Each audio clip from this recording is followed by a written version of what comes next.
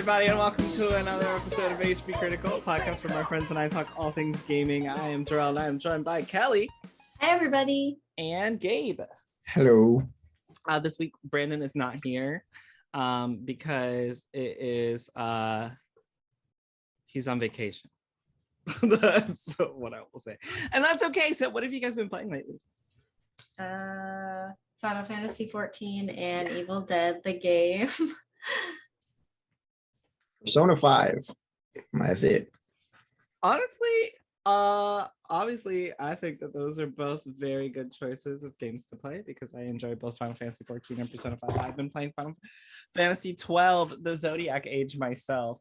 Anywho, so let's jump right into news for the week, if you guys are okay with that. So former Xbox executive warns the industry about Xbox Game Pass. This is from comicbook.com, written by Tyler Fisher. And it says, quote, subscription services have majorly changed every facet of the entertainment industry, but games. Between Xbox Game Pass, the new PlayStation Plus, and more, it looks like that may finally be changing. And as it does, many are warning that it's not going to be a positive change for the industry. The most notable of these people is former Microsoft executive Ed Fries, who helped release the original Xbox back in 2004. In a new interview, Fries compared Xbox Game Pass to Spotify and admitted that the subscription service scares him. Why? Well, because of what subscription services have done to spaces like music. Quote, the one thing that they're doing that makes me nervous is Game Pass, said Fries. Game Pass scares me because there's a somewhat analogous thing called Spotify that was created for the music business. When Spotify took off, it destroyed the music business. It literally cut the annual revenue of the music business in half, It's made it so people just don't buy songs anymore. People don't buy songs on iPhone, for example, because why would you? They're all on your subscription service app. Apple said they're going to take away buying songs because no one's buying them anymore. So we have to be careful we don't create the same system in the game business. These markets are more fragile than people realize. I saw the games industry destroy itself in the early 80s. I saw the educational software business destroy itself in the mid-90s. They literally destroyed a multi-billion-dollar market in a few years. So Game Pass makes me nervous. As a customer, I love it. I love Spotify as a customer. It's a great deal as a customer, but it isn't necessarily great for the industry. So Ed Fries does not seem to think that Game Pass is good for the industry. What do you guys think?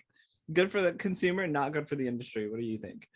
I mean, I think comparing games to songs is like comparing apples to oranges. I mean, I guess his underlying statement is kind of right. Like, people might not buy games, but like, imagine buying a song versus buying a game. Like, it's such a different experience. Like, a game is $60 and a song is like, I mean, it used to be $1. Now it's what, $1.50? I don't even know anymore, because guess what? I don't buy fucking songs. Sorry. I don't think I've ever done that. It's so easy to stream them, but like, it's such a different thing to me, like a song that you can listen to for like 5 minutes versus a game that you play for hours. I don't know that it's comparable. Plus, I just don't really see the comparison. I guess the companies that they haven't gone under. Like, I don't understand. The entertainment industry is still huge. Like, what do you, like, more people will have access to your content? Oh no. Like, I'm not really sure. I guess, I mean, everyone's entitled to their opinions. I don't think he's necessarily wrong, but I think that, like I said, it's not really a good comparison because games and songs are not really that comparable. What about you, Gabe? I mean, he said it was good for the customers. That's all I care about. All right. Well, I think that Game Pass is also good for the customers, but I kind of understand his point, but I also agree with Kelly. I don't think they're comparable necessarily, but I also understand, like, if I made a game and it's going on Game Pass and nobody buys it, like what's I mean, technically this has, and correct me if I'm wrong, but this has kind of led to the Xbox Series S, right? Like that the whole purpose of that is to be able to just have something like Game Pass and play all your digital games and like rent them like a service. And you don't like necessarily own those games, but you're paying for that service. And then once that game is gone, that's it. And it has technically created that sort of space in the gaming industry for an entire console like the Series S. So I don't think he's necessarily wrong. I mean, we also have the PS5, right? Like you have the disc version and you have the discless version. And if you've got PlayStation Plus and you sign up for the new tier, you've got all the games that you need. You don't necessarily need to buy games anymore. They rotate out every month. I mean, I don't see it as like an imminent danger because people are going to want to continue to collect, physical media stuff. But I'll ask you guys, like, do you mostly buy games digitally or physically? So it really depends on how lazy I am the day the game comes out. Okay. Because, for example, like I was gonna get the Lego Star Wars game, the Skywalker Saga. I was gonna originally get that physical, but the day came, it was Tuesday. I work on Tuesdays. I was like, I'm not going to go to game. I'm not going to wake up early to go to GameStop. I'm just going to go ahead and, digitally download it. But if my preferred method, if I can, I'm going to go physical. What about you, Kelly? I buy everything digitally now. I mean, for the Switch, I'll buy like physical games, but for anything else, it's like, why do I want to get up and change the game in the console? Like I don't, but it's like, okay, you turn your console on and it's not the right game in there. No, you're not wrong. It's like so annoying. And then like to have just honestly, like we don't have like a ton of space. Like I can't be spending, hundreds of dollars to have like stuff sitting on a shelf. I mean, I have for like the old consoles, like I have all kinds of physical games. Like I have Xbox and PS4 games like out the wazoo. Like I used to love getting like a steel book or like a collector's edition, but now I just don't care unless people are going to see it, which they're not. It's not, it was used to be like a status symbol, like all your games on your shelf when your friends came over. Now you don't have any friends, so you can look at my Steam library. It's full. No, you don't have it. I mean, facts. Like Kelly's out here spitting the facts late at night. I think. Dang it! I forgot what I was gonna say. Something about. I forgot, Kelly. You were very succinct and it made me forget what I was gonna say, but it doesn't matter because. But really quick, I was gonna add on to that. It was about like the physical thing. Is she mentioned space, and that's another reason I buy physical because physical copies take a lot less space than if you buy it digitally. I think it was the Dragon Age Inquisition game. That game, I think when I got it physically, it was like 5 gigabytes of space. But I sold the game back to GameStop for like 2 cents. And then I I bought it digitally off the PS store. That shit takes up like 60 gigabytes now. And it's the same exact game. Oh, that reminds me actually of what I was gonna say.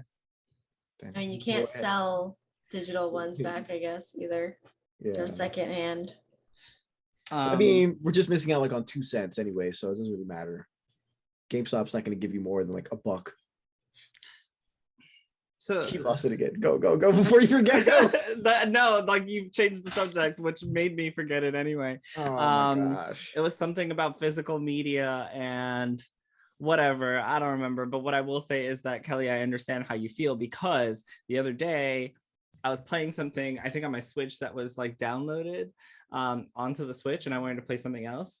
And I was like, oh my God, like I have to get up and like change this. Like, this is so ghetto. Like, why is this a thing? I should just only buy games digitally.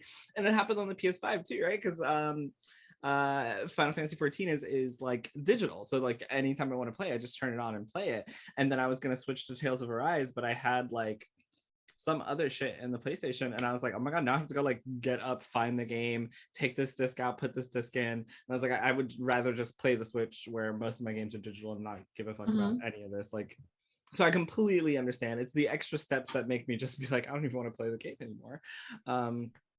However, moving on, Summer Game Fest. I know we talked a little bit about it last week, but Gabe, you weren't here. So are you excited about Summer Game Fest? Is there anything you're interested in seeing? No? All right, great. No. So as far as Summer Game Fest goes, there are more than 30 partners that will be participating in Summer Game Fest activities across June.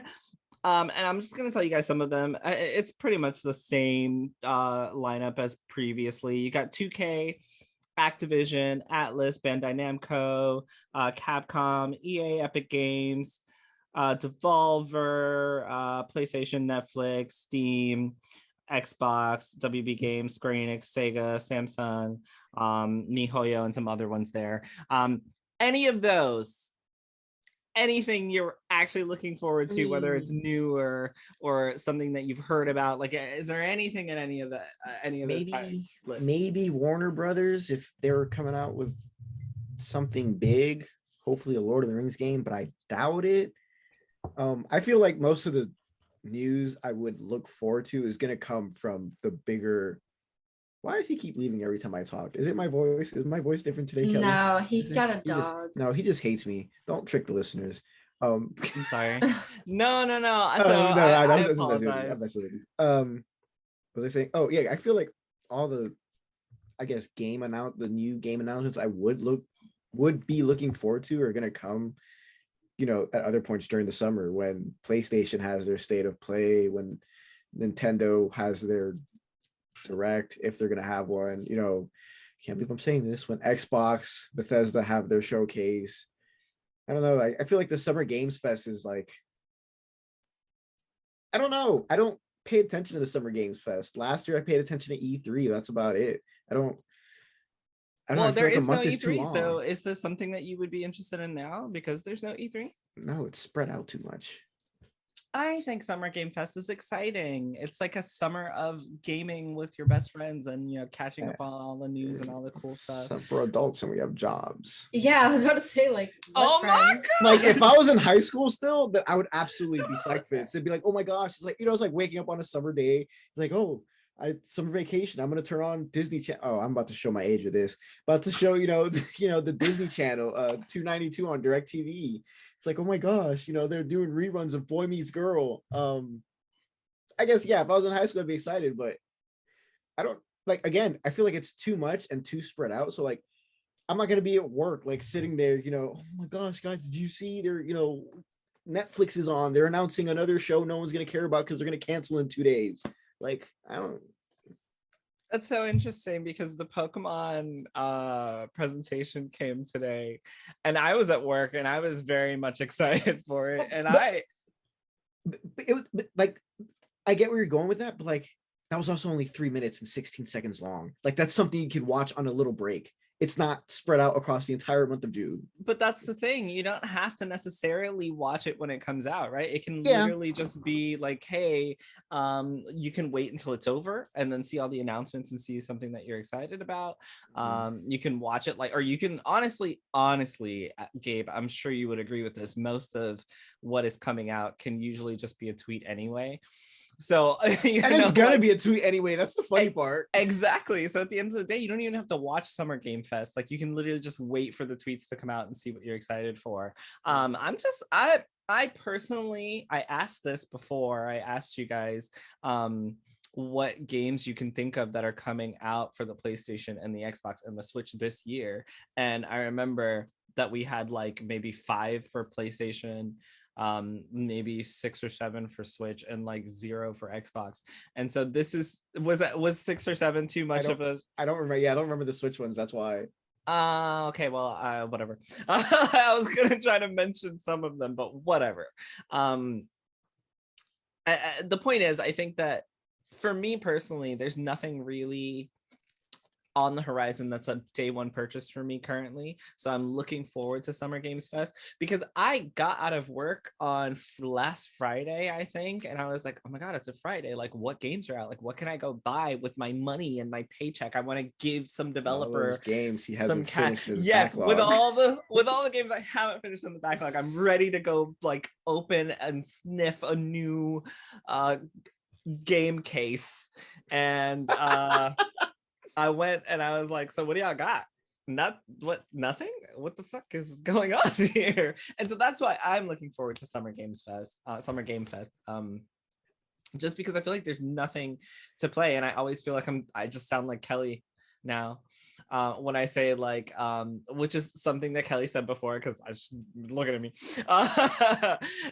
when she said that there's nothing new, like nothing original, nothing out there that she really wants to like that's not a remake or something that we've already seen before, right? And like I want to see that. I want to see that for Summer Game Fest. I want to go buy a game after work and open it up and play it all day.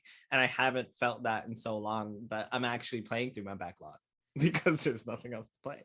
Like that to me is crazy, because I feel like we had such a great year last year. Maybe it wasn't last year. I don't even know what came out last year, but we've had good, like I think the last 2 years during COVID, we've had some really great games come out. But they've been kind of spaced out. So it's interesting that you said, Summer Game Fest is also spaced out. And then we also don't have E3 coming up. So it's just like without E3, it's basically all we got to know like what's coming up or what we can play. Sorry. I mean, the other, I guess, because now that you mentioned it, and you mentioned not, there's no game coming in the horizon that, you're going to buy day one. I started thinking about a little bit past the horizon, like what is coming out this year. And I thought about, we got Forspoken coming out, Hogwarts Legacy and all that stuff's coming out, obviously holiday. Maybe. Fingers crossed. Look, I'm okay with you delaying Breath of the Wild too, but like you got to give me something this year aside from Hogwarts, and that something is Forspoken. I want a big world to do whatever I want. I read some article that was just like and I don't know where it's from, but it basically said that Forspoken might get delayed if Final Fantasy 16 is ready for this year, which I could 100% believe. But racist. I mean, I ain't seen no black people in Final Fantasy 16, so you might be right. That's what I'm saying. But I guess the Summer Game Fest would be a good time for these companies to like show you more, because they did, each individual Square Enix and Warner Brothers, they did say, you're going to be seeing more of the game throughout the year. So I guess this is a good chance to be like, oh, here's more, what's it called? Game footage of Forspoken, or here's more mechanics of Hogwarts Legacy. Please. No, I feel like we have seen every game you've like mentioned. We've seen enough of. Like, I don't need to see anything more. Yeah. I guess PlayStation. Well, no, because PlayStation's gonna do their state of play. The God of War Ragnarok, which is another one that we've known about for forever. Yeah, except they did say it is coming out this year.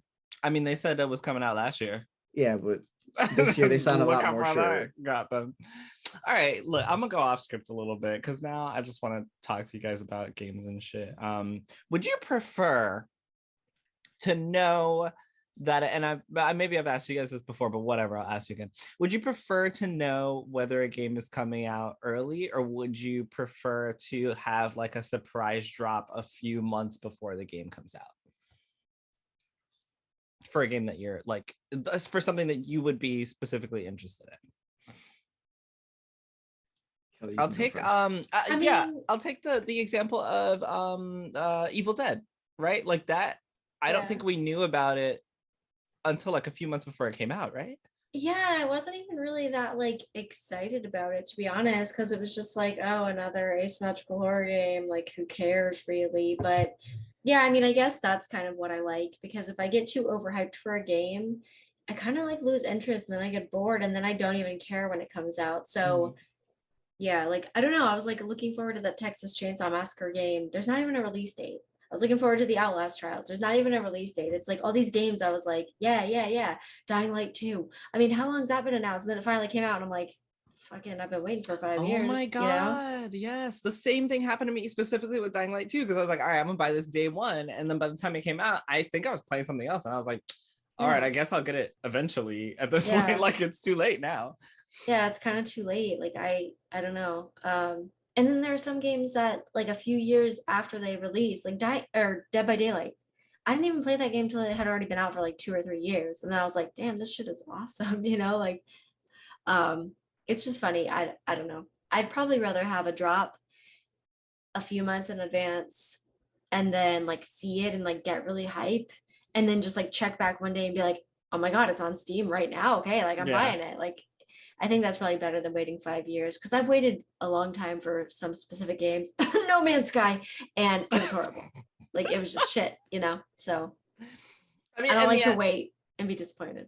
yeah, the adverse, conversation to this is that game developers and their marketing teams, they need time to get people hype for the game. We need time to make sure that we have the money and the time to play the game when it comes out.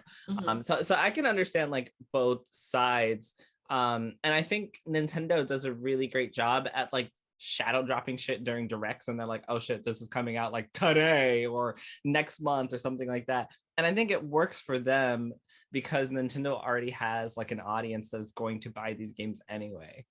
So like they don't really have to worry. But if a company like PlayStation is looking to drop a brand new IP, I think it would be very hard for them to just show it off and then just be like, oh, you're getting it next month and we hope it does well, because like then what do we as consumers have to go off of? Like as much as we can get within the next month and hope that it's good, or have other people buy it and watch them play it and see whether we want to play it or not. So I do see it from both sides, but me personally, I prefer to not know about a game like 5 years before it's done. Like, because the same thing happens to me. By the time it's ready, I don't want to play it anymore. Like it's taken so long, I'm no longer interested in playing this game. I think that there's like a time limit, like probably a year, like a year and a half is like about how long I can stay excited for something. And if it's longer, I'm just going to be disappointed. So you're not going to win with me as a consumer. It might just be me. I don't know. I get bored of things really easily. And I think that that's what game companies are, I feel like, are competing against now. Like everyone's attention span is so short. Like you're going to have to, change the way you're delivering things. But then again, I think of like Elden Ring, and it was like people looked forward to that for so long, and then like it came out and it was good. Yeah. A few years. They announced it 2019 for like a 2021 release or something. No, actually they announced it for a 2019 release, and then they went dark, and then they came back in 2020 halfway through like, oh, here's a little video. But the thing with that though also is that they kept showing us, like as it got closer to release, they kept being like, oh hey, here's Elden Ring, oh hey, here's Elden Ring, oh hey, here's Elden Ring, and they posted it in every fucking like little clips. And I think we got at the Summer Game Fest, we got more information on Elden Ring, and then we got more information I think at a State of Play or something. And so they kept being like reminding us that this game was out right before it came out.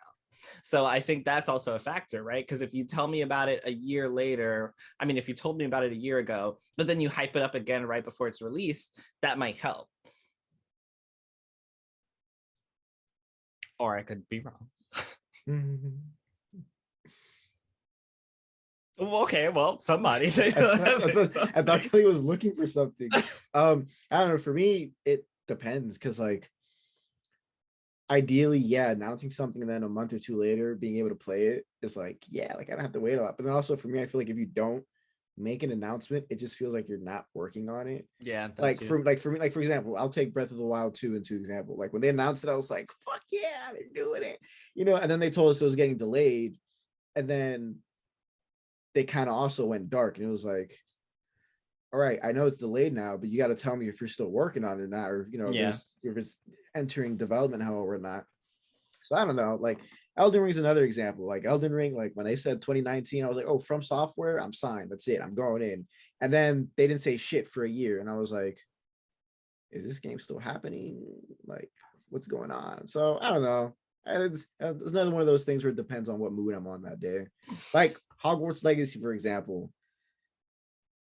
That one, I really would have rather they waited until the game was closer to completion, because that one's technically a new IP in terms of video games. But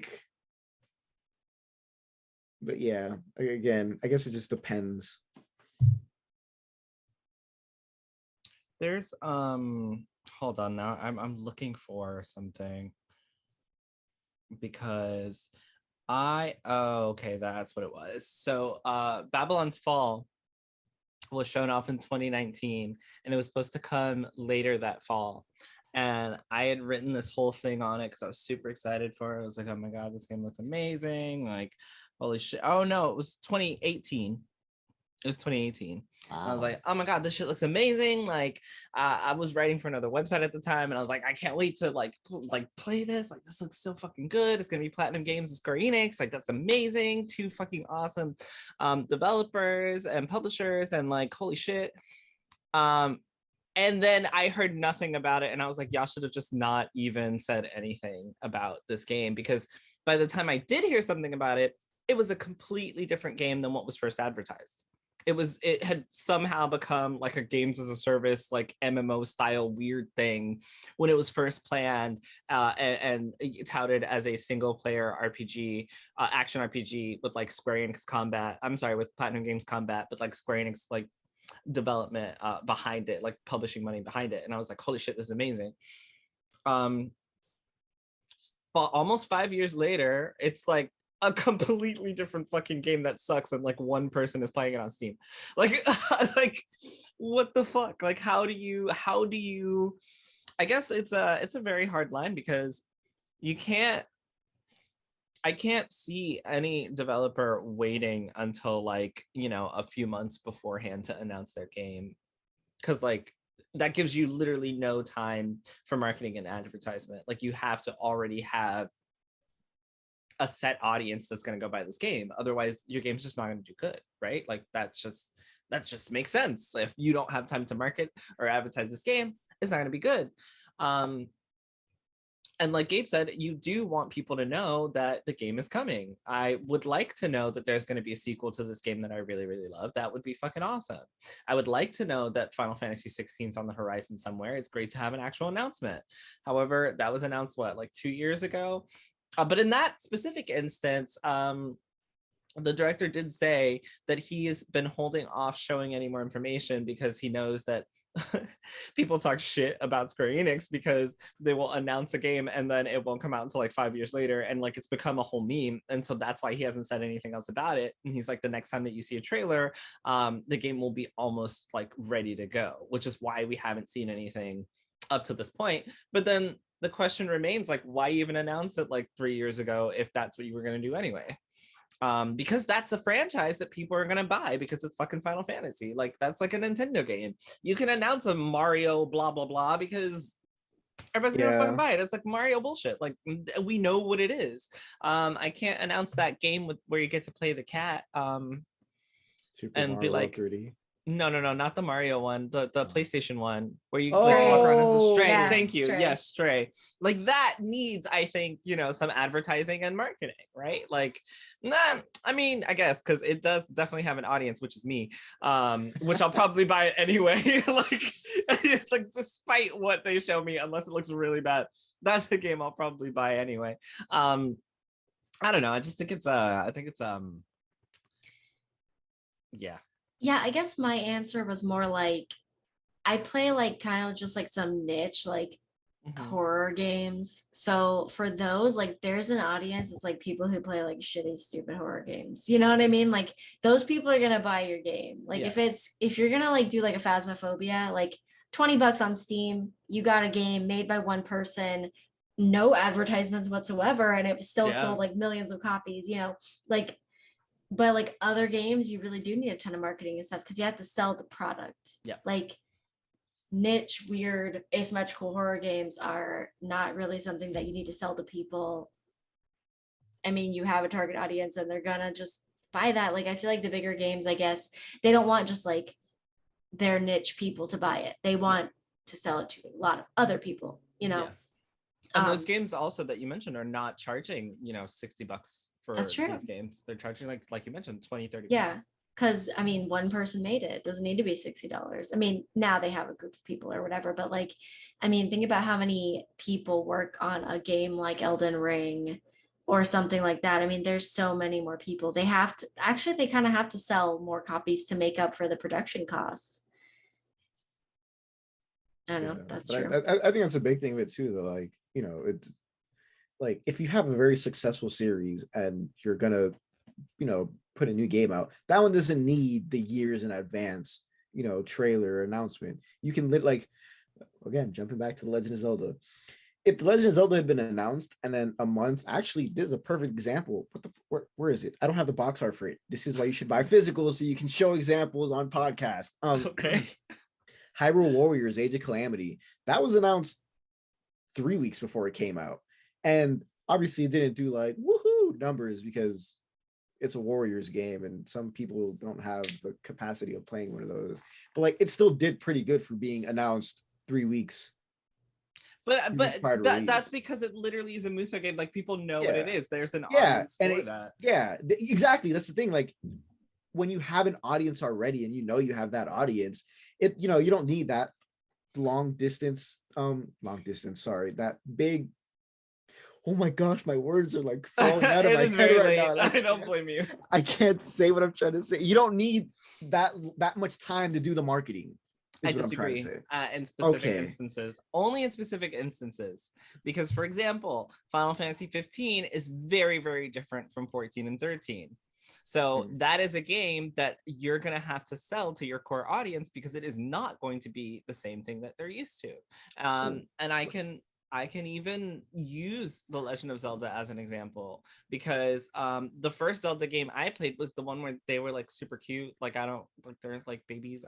He played the remake of Link's Awakening. And then I played Breath of the Wild. Those are two very different fucking like Zelda games, right? So I am the customer who would need that extra like marketing push of this is what this is. You've played this before, but this is completely different. So maybe I do need that extra time to like watch it, see how it is, decide whether I want to, spend money on it or not. So I do think it depends on the game. All I'm hearing is that Final Fantasy fans are fake because they won't buy a game just because it's Final Fantasy. I'm kidding. I'm just messing with you.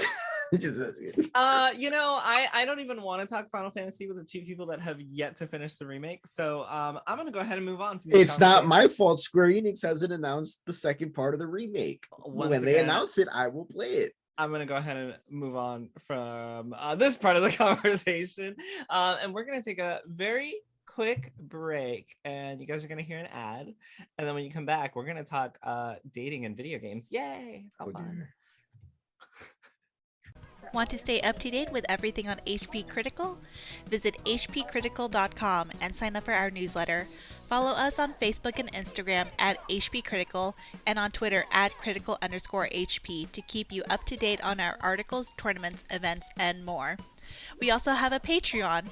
If you like what we are doing and want to show your support, consider becoming a patron at patreon.com/HP Critical or using your free Twitch Prime sub at twitch.tv/HP Critical. All right, so we're derailing a little bit because it's really late and I'm very tired. And I was gonna talk about some news things, but I just think talking about dating and video games is more fun. So I'm kind of gonna move on to a different aspect of the conversation. Am I allowed to say that you are both in relationships right now? Yes. No, I'm hiding her. Yeah, you can say that. Okay. I mean, I gotta check. Like, I don't want to out anybody because that has happened before, and I mean, I think this is a question you should ask before though, just in case. Because well, I mean, I would have just beeped it out. Yeah, he could have cropped it out. I mean, you never know with Jerel. Sometimes technology eludes the man. That is true. That is true. I'm always like, hey Gabe, how do you do this? Like, I don't understand it. And I feel so old. How do you crop this video? How do you put a GIF on Instagram? Bruh, you can't, Jerel. Literally the other day I was trying to figure out how to, and it still eludes me to this day, how to like repost something on someone's Instagram story. Like I don't know how to fucking do that. And I still don't know how to do it. And he tried to talk me through it. I'm like, Gabe, this isn't working. And I'm sending him screenshots like, no, you're wrong. This is not working. I still don't know how to do it. Whatever. Anyway, before we talk about that, I did want to tell you guys that Xbox boss says he will recognize Raven Software's union after acquisition closes. Phil Spencer said that Microsoft will recognize the first AAA video game union once the acquisition is complete. We talked about it last week. If you didn't hear about it last week, go back and listen to last week's episode. It was the last news story I think I want to talk about really quickly, which is, Phil Spencer said they're going to continue to recognize this. I think you kind of don't really have a choice unless you want really bad press. Any thoughts on this? I'll believe it when I see it. I don't see why they wouldn't, though. Like, why would you not? People just do shit sometimes. I think that they're gonna win so many brownie points for saying this and stuff that they might as well just keep it and stick with what Yeah. they've said. Like, I think that they're gonna win more favor by doing this than they're gonna lose by having a union at the business. You know, I That's mean, what I I'm just think that saying. that's I completely agree. I said something to the effect of like, when you purchase a company like Activision Blizzard and they have such bad press, and the one good thing that's coming out of this is that the employees are unionizing. Can you imagine Microsoft then just being like, we're not going to recognize that union through this purchase? Like, because then now Microsoft, you're the asshole along with the asshole company you just bought. Like, that wouldn't make any sense to me, especially when you're trying to garner goodwill after purchasing this company, because like, what else do you do? Unfortunately, they're going to make money, and like, I guess not unfortunately, I should not say unfortunately, I strike that.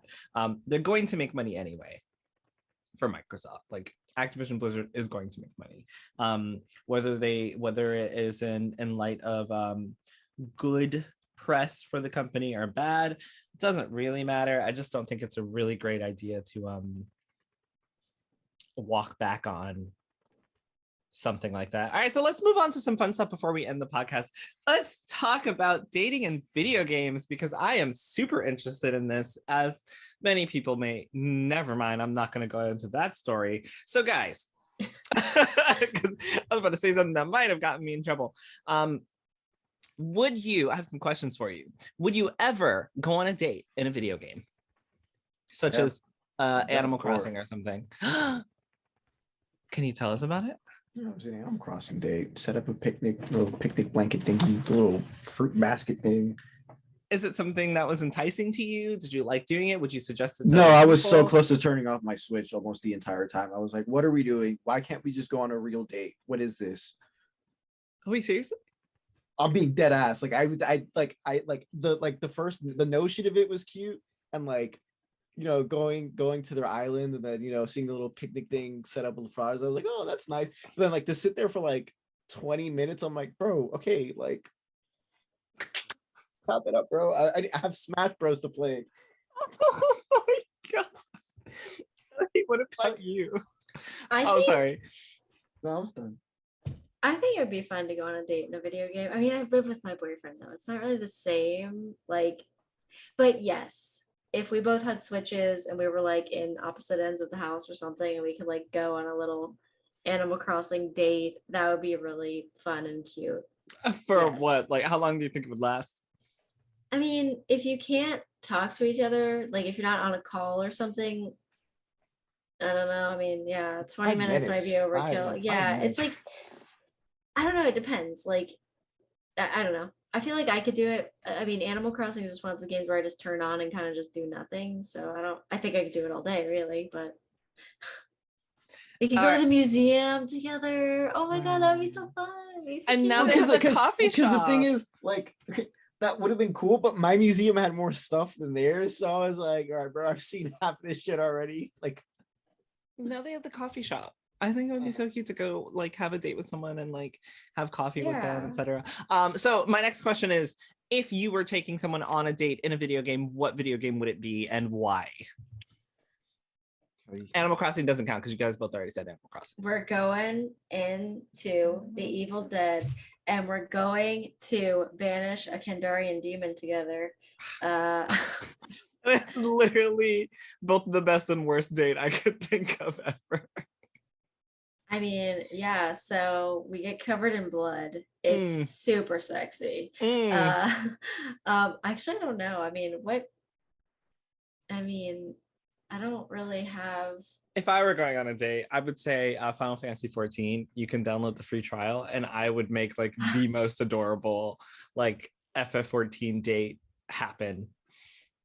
Yeah. I Yeah, mean, I guess- FF14 would be a cute date. I think that'd be fun. Yeah, I guess that's my thing. Like, if I were to go on a date on a video game again, I wouldn't do it something that like Minecraft is Fortnite. get out of here. I'd play a game. Let's put it that way. Like, you know, for example, I'd be like, hey, you know, if I'm in a relationship with that person, like, hey, let's play It Takes Two, because you know there's a lot of good relationship lessons in that, or you know, But I don't think it's about playing a game together. I think it's about going on a yeah, date but that's in the video yeah, game. It that's- is. We can go on a date to a level, but I don't know. There's not really you wouldn't do it? there's not really anything you can really do. Like, to me at least, there's not really nothing you can do. Like, what am I gonna do? Summon you in Elden Ring and we sit around the bonfire and just Yes. talk about it? Like Aw. chat, and you know, if something comes up, you kill it If together, you're not, and then you if sit you're back not down and helping chat. me You do beat the some main emotes. boss, you are not being summoned to my world. Wow, you tried to help me beat the main boss and you couldn't. But were we going on a date? No. Well, apparently not. Okay. Going there to die for death and glory. I can't even think of a game where I'd want The to go on a Sims? date. I don't Can you play use The I was Sims. thinking something like the multiplayer? Sims. Yeah, Like that would yeah. be super cute. We can set our baby on fire. On the Oh, date, right. you Well, know? or that new Dead by Daylight thing. Oh, the dating sim? No, that's like Yeah. a single player Oh, living that's out single your player? fantasy. Like, why would you? Yeah. Why would you go on a date with someone And I'm try- dating someone else? Like, I'm what? trying to Oh, date yeah, killers. Some people like to, you know, to Exactly. watch. I'm single there. What is it called? So. Voyeurs? Is that what they're called? All right. So Voyeurs? anyway, my next question is, what are some good video games for couples to play that you guys have played? Oh, I mean, It Takes Two is a good one. yeah. Okay. Really? Yes. Yeah. Aren't they like going through a divorce? That's what makes it so much fun. Yeah, but it's like a 2-player. You can, yeah, I mean, It's, learn yeah, it's a literally, lot. yeah, they're going through a divorce, but they're forced to work together. Yeah, I mean, You cannot advance to that game if you're not working together. So you guys are telling me that a good game for me to play with my partner is a game about two people going through a divorce, but being forced to work together. In your case, I would absolutely recommend the game, and I will not go into details. of Okay, that, don't do that. but in your case, yes. Because It the thing is, Takes- like, It Takes Two, like, it sound like we're making it sound like it's like, you know, they spend the entire time like just belittling each other and being like, you know, this is why I'm divorcing you and blah blah blah. But like it's actually a game about, you know, putting your differences aside and like working together to see how to move forward or whatever. I mean, you don't have a Yeah. choice when you have a child. So like, yeah. Yes, you do. no, you don't. Yes, Like, you have do. to It's learn how called to the fucking custody control battle. No, it's called the custody battle. that. Okay. Anyway, so are there any other games that you guys would recommend? Mine, I have one. Don't say Pokemon. I wasn't. Okay. My recommended game for couples is actually Cuphead. So if you guys are going on a date with someone, you want to date them for the first time, pull out some Cuphead, play it with them. No. 100%. Let me No. tell I don't you. know about a first date. Let me tell you No. why. Cuphead is one of the best games to see how people deal with shit. Ooh, I'm bad. And like, if you can handle how they deal with shit, maybe you should send them on a second date. That's If you can't handle it, get out immediately. It's like a third date type of thing. I don't, because What? like, You should know upfront, like, how do they Well, handle like no, because, like, losing or retrying or but that's no, because that game, like, I've played that game with people before, and like when I just see them do stupid stuff, I want to punch their lights out. But they're my really good friends. Like, that's the thing. They're my really good friends. Like, okay, but if you're going on a date with someone, I would hope that you wouldn't want to punch their eyes out. That's not a first date, but that's the game more than them. Like, Okay, fine. it's like when I my played- suggestion, guys. it's like when I played Fortnite with you. There are sometimes I'm like, what the fuck is Jerel doing? You know, off the game, we're good and dandy We fucking won, bitch. Like, what the because of Grayson. I mean, Grayson. honestly though, that is a good point. Yeah, that you'll see how people really react, but I don't know. I think any couch co-op game is like fun to play with Oh your friends. God, that is not true. Then what? What's Any about what? Wait, any what? any The couch one co-op game? the one that was on Mario Xbox Party. about like this couple. Oh God, I can't remember the name of it. There's another one about it starts with an S, about like this character taking people to the afterlife. It was supposed to be really good, but like co-op, it's very boring. There are a ton of really boring co-op games on Xbox Game Pass. So I disagree with what you just said. Mario games, Mario Party. Mhm. What do you want to play Mario Party on a first date? Fuck out of All here. right, but okay, but you're going by first date. I'm going by just Okay, date. just in general, yes. Yeah, Yeah, So a just date. date. Mario Party. I don't know. Me Let's and my do- boyfriend played Mario Kart one time when we went camping, and that was really fun. We went camping and we were like playing on the tiny Switch screen, like portably with the little Joy-Cons. I It was so love it. You're on one Switch, right? yeah. Oh. Lego games. Oh yes. See, that's a great. Yeah, That's a yeah, great yeah. one. Lego games Those are super pretty. fun. Those are pretty fun to play with somebody. So next question. Oh, sorry. Go ahead. No, yeah, that was it. I was running out of This ideas. is now just going to be a podcast where we're giving people advice on how to date gamers. And so my next question is for you guys. What are some things that people should know about dating a gamer? They Leave us alone. honestly, well, that too, but they really. Wait, what did you say, Kelly? I said leave us alone. Facts.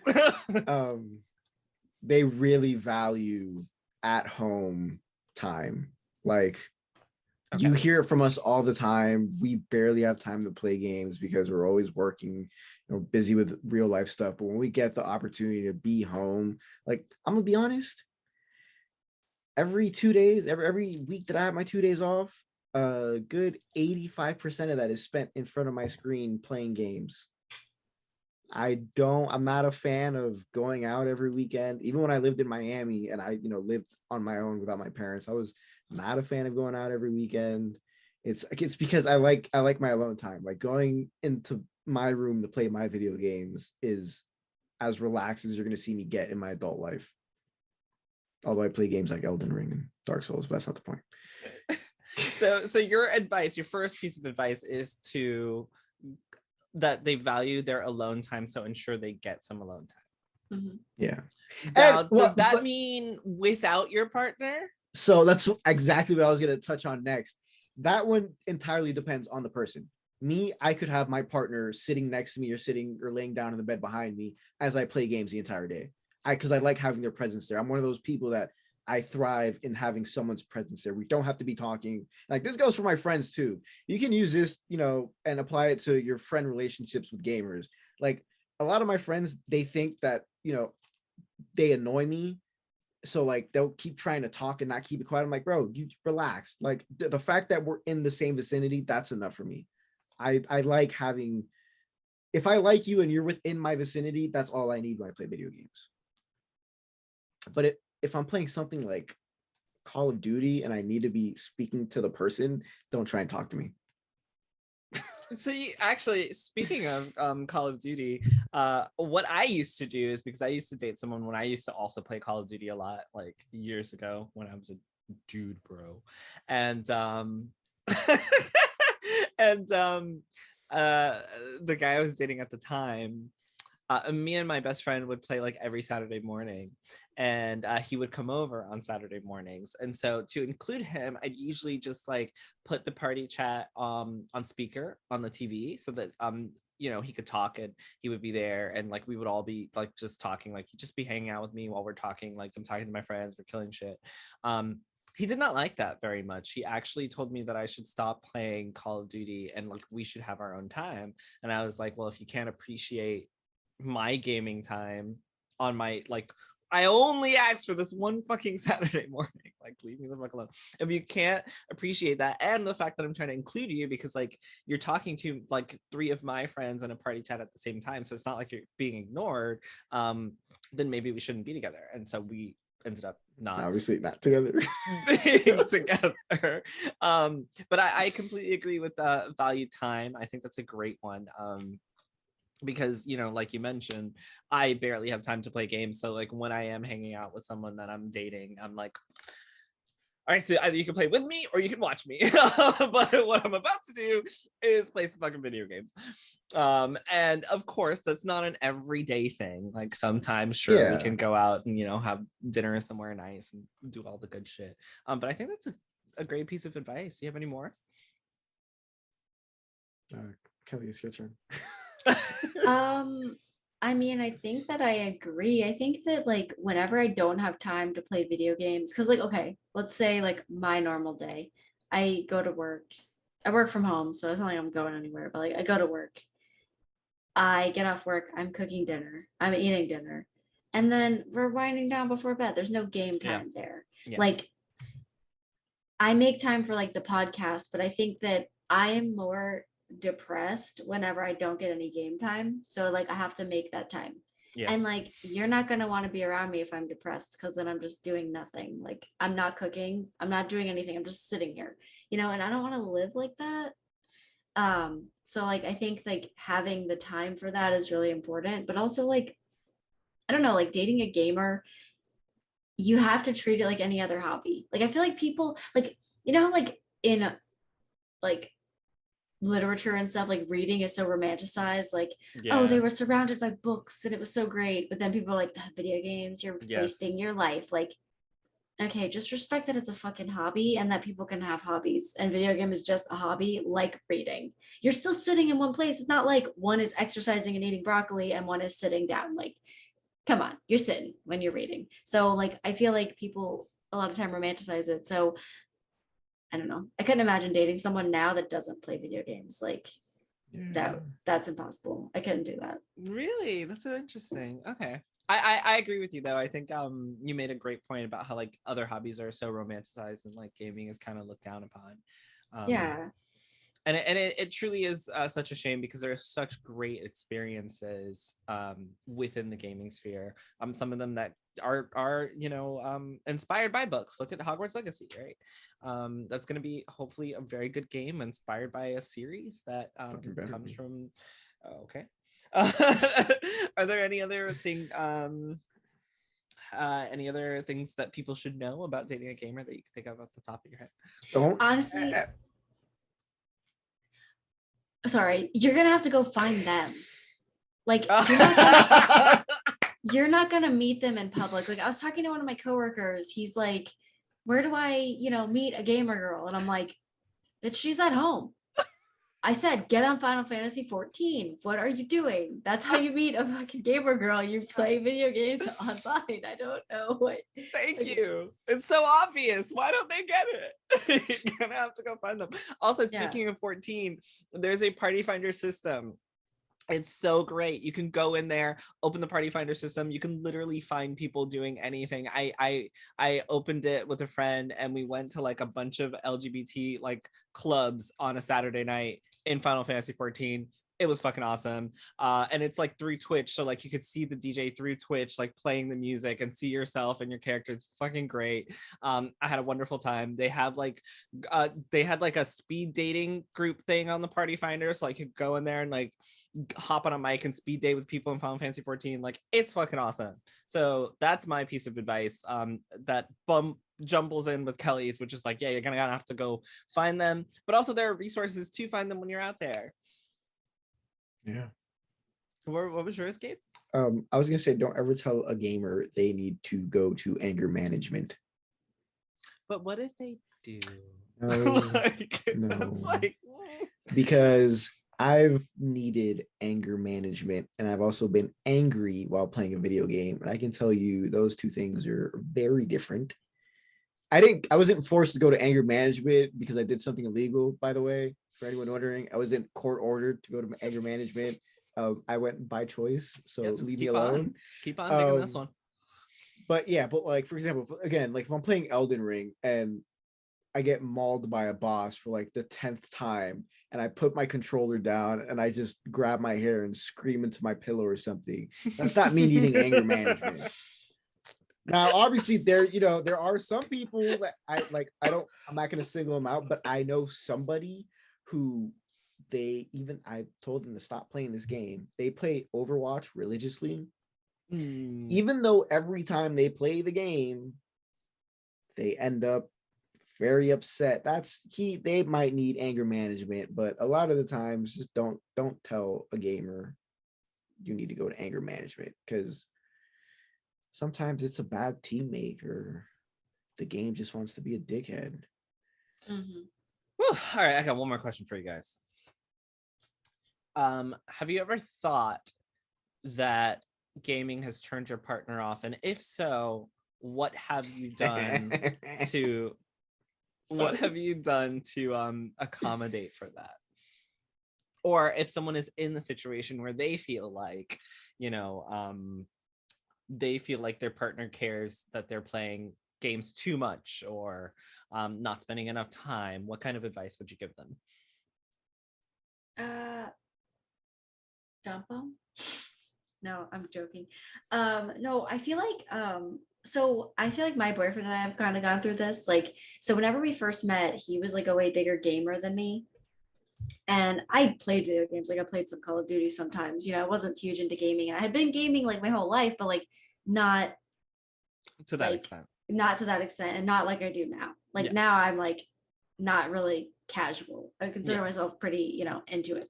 So I was pretty like casual, and he was like more into it. So like I literally every birthday, every Christmas, I was like buying him games, like buying him controllers, like doing all this stuff. I like wanted our whole thing to be video games, and I feel like I kind of like burnt him out on it. Like now I game way more than him. Like he'll play Gran Turismo or like racing games and stuff, but he's like not super into it anymore. And I'm like, wow, like I just wanted us to be like the gamer couple that like play the games all the time. And like I feel like because of me now, he doesn't really care, because we would play through like Borderlands and stuff together. Oh, that's so fun. And it was so fun. Like it was so fun. But like we completed like the pre-sequel together. And then I was like, yeah, let's start like the next game. And he's just like, come on. Oh no. Yeah, he just didn't want to, which I don't blame him. Like whatever, it's a lot of work, it's a time commitment, and it's just like more of the same. Like come on, like Borderlands 1, 2, the pre-sequel, they're like very similar. Even 3, I mean, it's just like a Borderlands game. So I would say like don't burn them out. Like if they're not super into it, like don't try to force them into it. Like if they're not, that's okay. It's just make time for you and like do your own thing. Also, that you just reminded me of a great game that I think couples should try to play, which is Until Dawn, which you can get for super cheap or all like probably free on PSN. 100% recommend playing that with your partner. See, I love scary games and my boyfriend just doesn't, But I think that's such a great, even if you don't like scary games, like you can control it and then just have him make all the decisions, right? And then you guys can just go through that experience together, because it's so campy that it's less scary. It's just such a great time. I don't know, some of those fucking jump scares are insane. but it really allows someone who's not necessarily a gamer to enjoy parts of it, where you both get to like, you both get to be a part of that. And I guess this will be my way of answering the question that I posed to you guys. If your gaming is too, or if your partner feels like it's too much, or if it's turning them off, two things that I would say. One of them is to, and I'm not an expert because I've been single for quite a while, but two things that I will say. One of them is make sure that your partner knows that you guys don't have to game together, right? Like if your hobby is reading and my hobby is gaming, like Gabe said, we can do those things in the same vicinity, talk to each other while we're doing them, and both enjoy doing them. Like we don't have to be doing the same thing at the same time. Well, trying to talk to someone while reading is probably not okay. Yes, that's true. But I mean, if their hobby is knitting or doing anything else that's not like requiring all of their attention, and the game is not requiring all of your attention, you can always make a nice little date out of, hey, I would really like to play this game, but I want you to be here while I'm doing it. Maybe they can, or find a game that you both can play, something like I mentioned, Until Dawn, where you can control it and your partner can make the decisions, so they feel like they're a part of it. Or even something like Final Fantasy VII Remake, where you can literally have the game play itself and just discuss the story. That one might be a little far-fetched for some people. But it's like one of my favorite games, so I have to bring it up. But games that have easy, accessible options for players who do want to, be a part of it. Make sure that you're not excluding your partner by, even if it's a single player game, like just make sure you're not excluding your partner. Find ways to incorporate both of those things so they don't feel like gaming is too much, and maybe let them understand why you love it so much. That would be what I would say. What about you, Gabe? So I've been in relationships where the person has felt that I game too much. Mm-hmm. So the smartass that I am, because they didn't tell me outright at first, which was my first bother. Like, I feel like that's something you got to tell someone, like, hey, I feel like you game too much and you don't give us enough attention. So what I did to be a smartass was like, all right, for the next month, we're just going to do whatever you want to do. You know how many things we did that they wanted to do? One weekend out of a month of 30 days. And I was like, never bother me about my gaming again. I didn't say that directly, but I was like, this is why I game so much, because we don't do anything. But a lot of the things you guys said also make sense, find the compromise, or, you gotta talk about it. Because like with almost everything in a relationship, if you don't talk about it, this is going to go down the drain. But if your partner feels like you game too much, ask them, what would you like to do? Like, some of them are going to get mad and be like, well, this is something you're supposed to think about, but just be like, oh, whatever. If that's your case, then you're probably in the wrong relationship in the first place. Don't take my words as a love therapist, because if I find out you dumped your significant other and they come and get me, I'm gonna come get you. But yeah, again, just talk about it. Most gamers do like, to do other things, watch movies, watch shows and whatnot, read. Hell, I like to knit.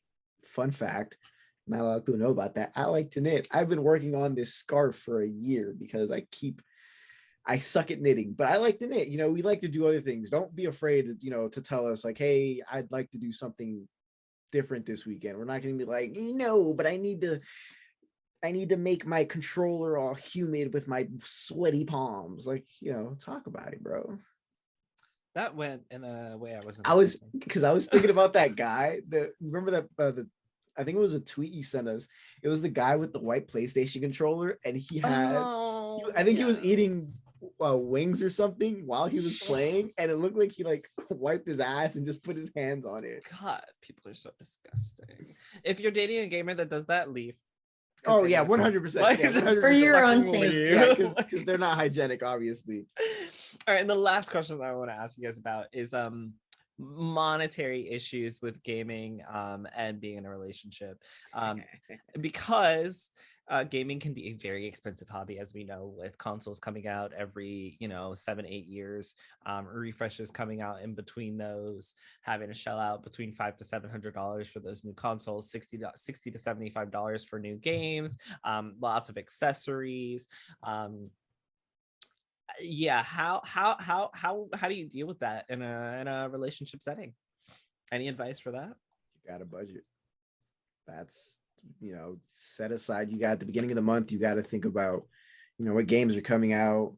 If you know any wait DLC so you think that you should budget gaming into your relationship budget, like for yourself? Yeah, because like you don't want to all of a sudden not have the $60 extra to buy your significant other a present or something because you spent it the other day on,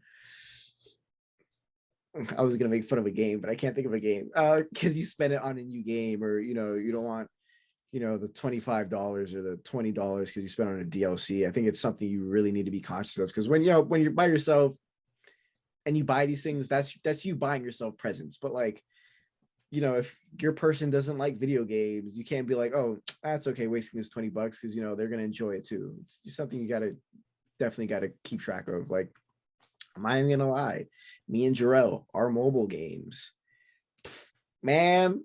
Okay, no, no, you're coming in with me, brother. Because to be honest, even, if we didn't have self-control the way we do with some of these games that require you to spend money to get the units you want,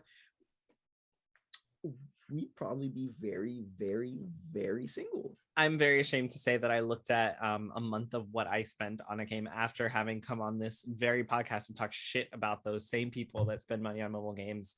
And it was more than I'm willing to say on this podcast.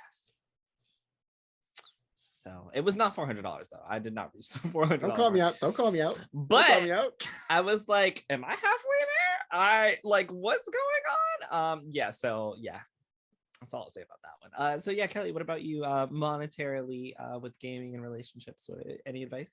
Yeah, you're gonna have to probably budget. But what's nice about being in a relationship where you both game, like the Steam Deck, like it was like $560.